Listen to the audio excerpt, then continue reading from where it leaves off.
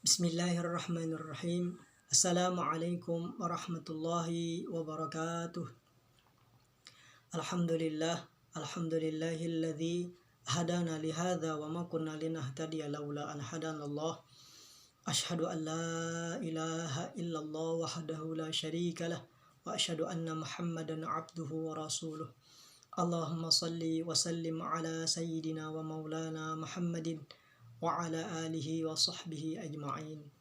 Amma ba'd. Hadirin yang dirahmati Allah Subhanahu wa taala, patut kita bersyukur kepada Allah karena pada hari ini kita diberikan lagi kesempatan oleh Allah Subhanahu wa taala dalam keadaan sehat walafiat. Salawat dan seiring salam marilah pun kita haturkan kepada junjungan kita Nabi besar Muhammad sallallahu alaihi wasallam, pada keluarga, para sahabat, para pengikut yang tetap istiqamah kepada sunnah beliau, dengan satu harapan semoga kita akan mendapatkan syafaatnya. Amin ya Allah ya rabbal alamin. Hadirin yang dirahmati Allah Subhanahu wa taala, pada kesempatan kali ini kita akan membahas sebuah kisah yang sangat menarik, yang insya Allah menjadi motivasi kita bersama dan patut kita juga renungkan di dalam kehidupan kita sehari-hari.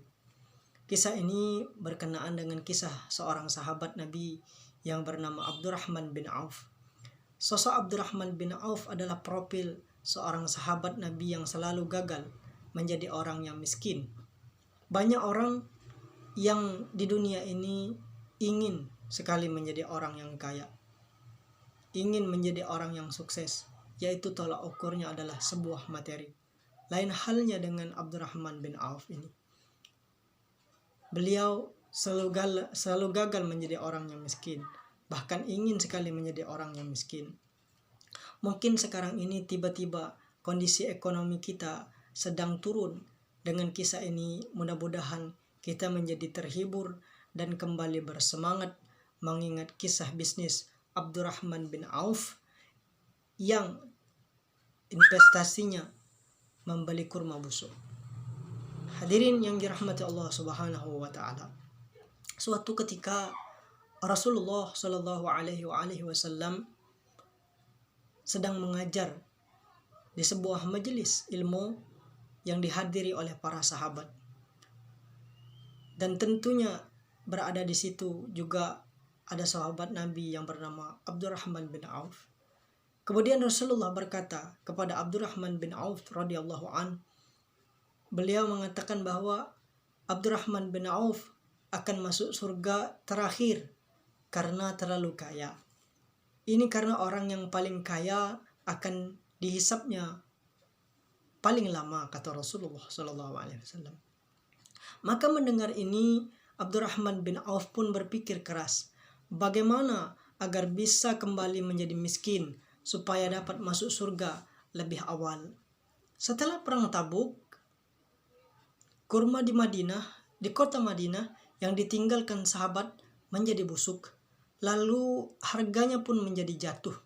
Abdurrahman bin Auf pun menjual semua hartanya, kemudian memborong semua kurma busuk yang berada di kota Madinah milik sahabat tadi dengan harga kurma yang bagus.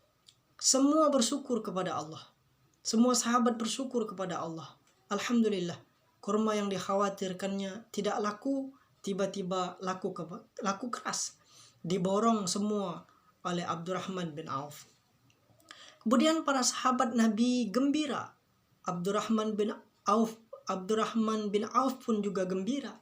Sahabat lain sungguh gembira sebab semua dagangannya laku. Abdurrahman bin Auf gembira juga sebab berharap jatuh menjadi miskin.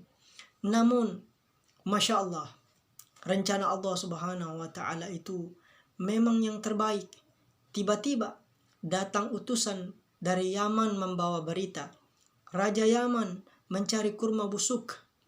Rupa-rupanya di Yaman sedang berjangkit wabah penyakit menular. Dan obat yang cocok adalah kurma busuk.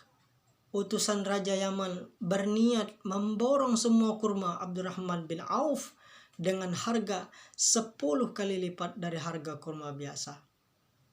Hadirin yang dirahmati Allah Subhanahu wa taala. Orang lain berusaha keras menjadi orang yang kaya, tetapi sebaliknya sahabat Nabi yang bernama Abdurrahman bin Auf ini berusaha keras menjadi orang yang miskin, tetapi selalu gagal. Pelajaran dari kisah ini sangat spesial buat kita, sebab kisah ini membuat kita harus yakin bahwa rezeki itu mutlak dari Allah Subhanahu wa taala, bukan karena usaha kita. Semoga kisah ini dapat menyuntik kembali semangat dalam diri kita, semua yang sedang diuji dalam pekerjaan, dalam usahanya, dan lain sebagainya, untuk lebih mengutamakan urusan kepada Allah Subhanahu wa taala dibanding dari urusan dunia yang sementara ini. Amin ya Allah, ya Rabbal Alamin. Mudah-mudahan kisah yang singkat ini menjadi motivasi kita dalam mengarungi kehidupan kita, dalam mencapai ridho daripada Allah Subhanahu wa taala. Amin ya Allah, ya Rabbal Alamin. Wabillahi taufiq wal hidayah. Wassalamualaikum warahmatullahi wabarakatuh.